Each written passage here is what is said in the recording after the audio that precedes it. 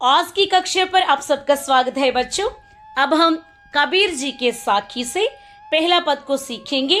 आप भी गाइए मेरे साथ।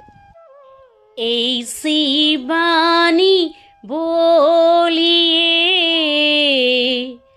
मन का आपा खोई,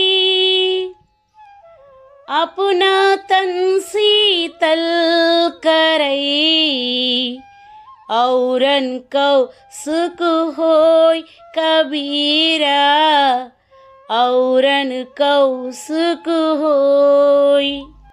बच्चों, पहले हम इस पद के अंतर्गत आए हुए नए शब्दार्थ के अर्थ को समझेंगे। చిన్నారులు, మొదటిగా మనం ఈ దోహాలో ఉన్నటువంటి క్రొత్త పదాల యొక్క అర్థాలని తెలుసుకున్న తర్వాత భావంలోకి వెళ్దాం।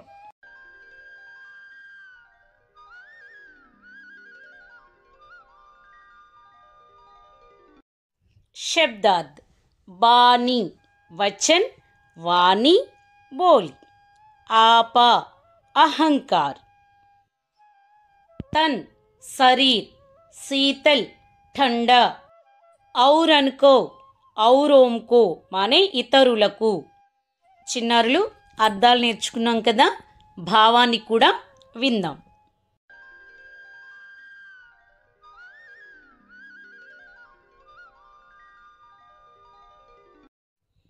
ऐसी बानी बोलिए मन का आपा खोई, अपना तन शीतल करई, औरन को सुख होई। व्याख्या। कबीर जी कहते हैं कि मनुष्य को ऐसी वाणी बोलनी चाहिए जैसे दूसरों को शीतलता मिले और साथ ही साथ स्वयं का मन भी शीतल हो जाए। अर्थात हमेशा अच्छी वाणी ही बोलनी चाहिए। చిన్నారులు, మనం ఎలాంటి మాటలు మాట్లాడాలంట?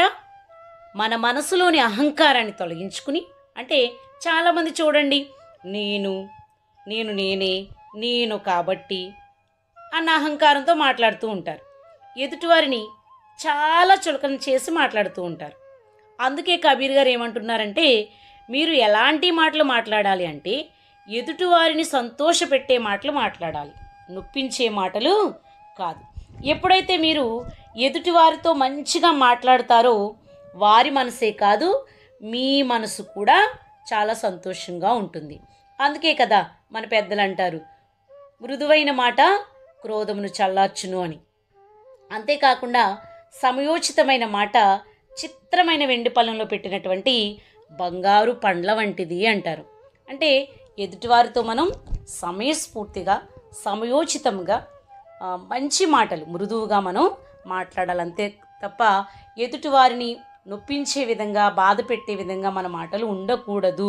మన నోరు మంచిదైతే ఊరు మంచిదవుతుంది అంటారు పెద్దలు। కాబట్టి మన మాట ఎప్పుడూ కూడా వినయంతో కూడినదై ఉండాలి, గౌరవంతో కూడినటువంటిదై ఉండాలి। ఎదుటివారిని గౌరవించే విధంగానే మాట్లాడాలి తప్ప ఎలా పడితే అలా, పెద్ద చిన్న అంతరం లేకుండా మనం ఎలా పడితే అలా మాట్లాడకూడదని కబీర్ గారు ఈ పద్యం ద్వారా మనకు తెలియజేస్తూ ఉన్నారు।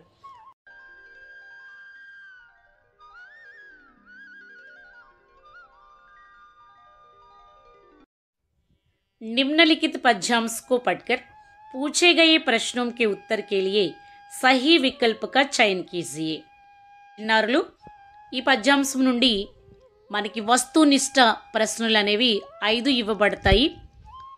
ఎగ్జామ్స్కి ఇవి చాలా చాలా ఇంపార్టెంట్, మీరు ఇది సాధన చేయాల్సి ఉంటుంది, జాగ్రత్తగా చూడండి। పహలా ప్రశ్న, బాణీకి శుద్ధ వర్తని చాటియే। బాణీ అనేటువంటి పదానికి సరైనటువంటి పదాన్ని మీరు ఇందులోంచి గుర్తించాలి। బాణీ, వాణి, బాణి, వాణి।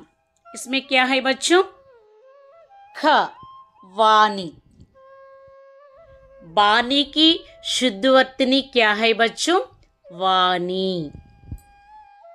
अब दूसरा प्रश्न देखिए बच्चों, बानी का अर्थ है। बानी का अर्थ क्या है बच्चों? बहन, तीर, रस्सी, बोली। बताइए बानी का अर्थ क्या है? हाँ, वेरी गुड, बोली। घ।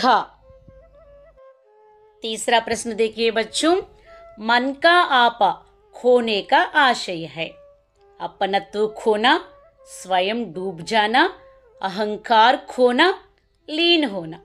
बताइए बच्चों, मन का आपा खोने का आशय है? हाँ, वेरी गुड, अहंकार खोना। गा।